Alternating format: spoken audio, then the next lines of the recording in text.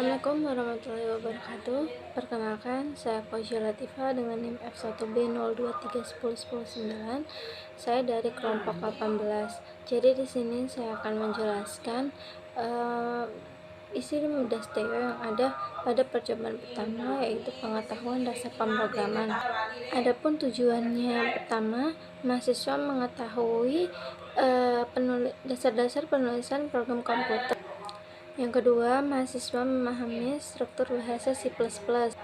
Yang ketiga, mahasiswa mengetahui dan bisa menggunakan tipe data tertentu dalam pembuatan program. Mahasiswa bisa memasukkan dan mengambil data dari program. Nah, apa sih bahasa C++ itu? Bahasa C++ adalah salah satu program yang dapat digunakan untuk membuat aplikasi berkinerja tinggi. Nah, ada struktur bahasa C++. Yang pertama, ada input IOStream. Input IOStream ini adalah header dari sebuah program atau header file yang dapat menyimpan program tersebut.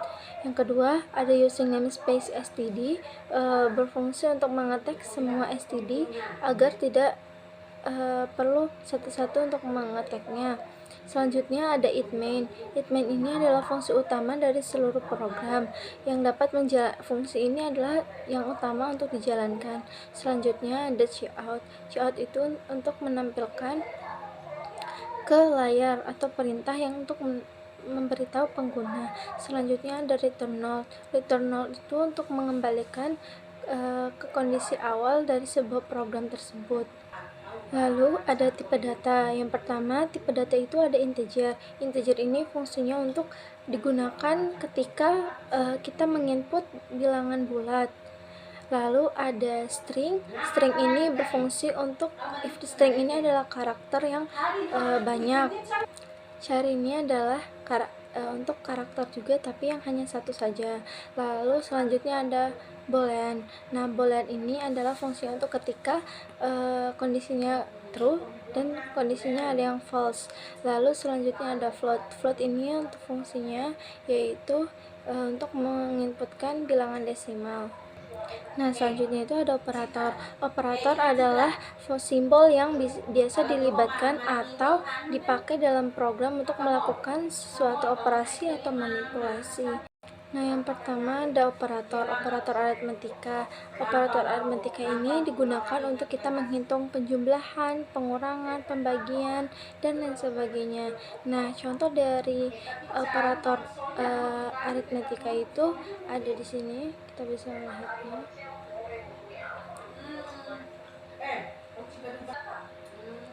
Nah, selanjutnya ada operator penugasan. Nah, operator penugasan adalah operator yang digunakan untuk memberi sebuah nilai pada seluruh variabel. Nah, adapun dari operator penugasan itu yang ada seperti ini.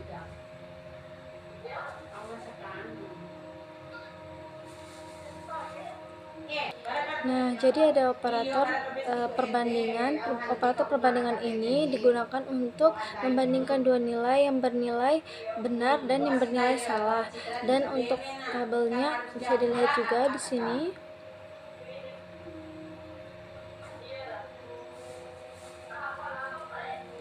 Lalu ada operator logika yang berfungsi untuk membandingkan dua buah logika, yaitu seperti dua buah logika benar dan logika salah.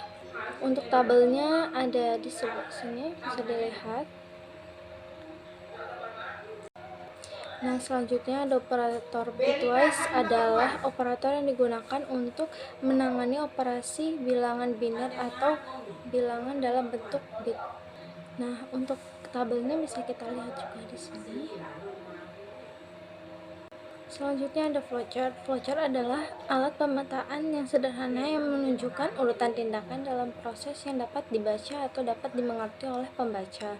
Nah, adapun jenis-jenis dari flowchart yang pertama yaitu ada flowchart system, yang kedua flowchart paperwork, flowchart schematic, flowchart program, dan yang terakhir flowchart proses. Oke, selanjutnya ada simbol-simbol dari flowchart. Simbol-simbolnya dapat kita lihat di sini. Yang pertama itu ada terminator. Nah, terminator ini untuk menjelaskan suatu awalan atau akhiran dari program. Lalu ada flow line untuk mengumpulkan simbol satu dengan simbol yang lainnya. Lalu ini ada yang ketiga namanya preparation. Preparation itu untuk mendeklarasikan variabel.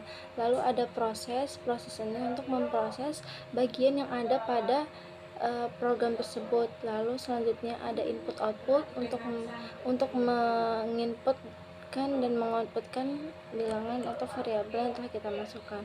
Lalu di sini ada predefined process untuk permulaan program atau proses menjalankan program.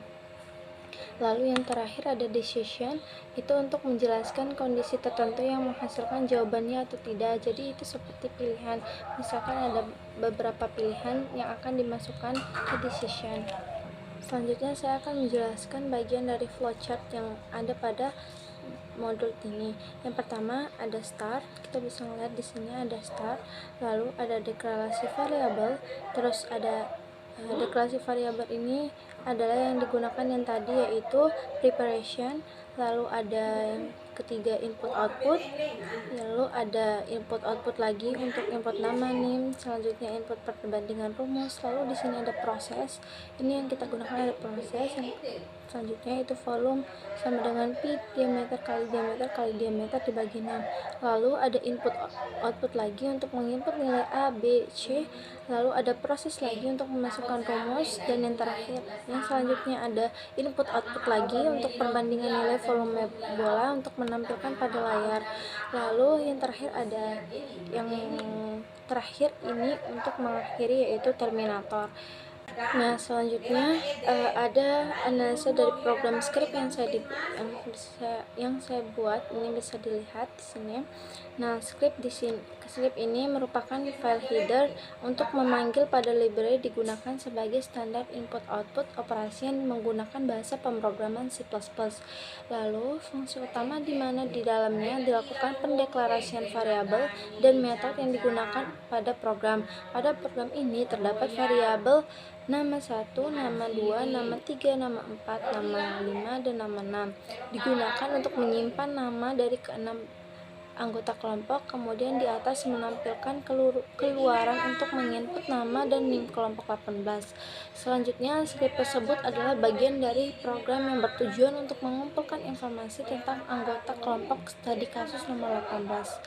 Memasukkan ke pilihan kedua perbandingan rumus, kemudian script tersebut bertujuan untuk menghitung dan menampilkan volume bola berdasarkan input yang diberikan oleh pengguna. Script ini menampilkan keluaran rumus kedua.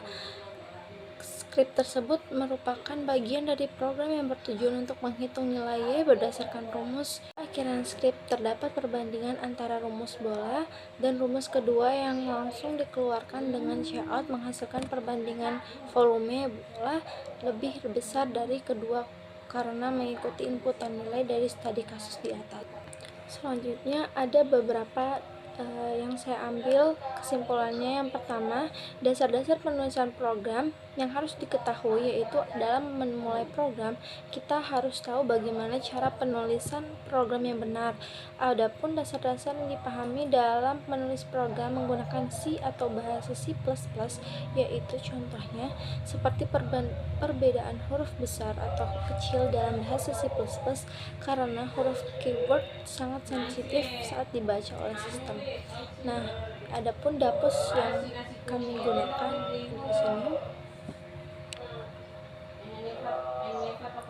Nah, cukup sekian mungkin penjelasan dari saya. Mohon maaf jika banyak kesalahan atau kekeliruan, karena semua itu datangnya dari Allah. Wabillahi taufiq wal hidayah. Wassalamualaikum warahmatullahi wabarakatuh.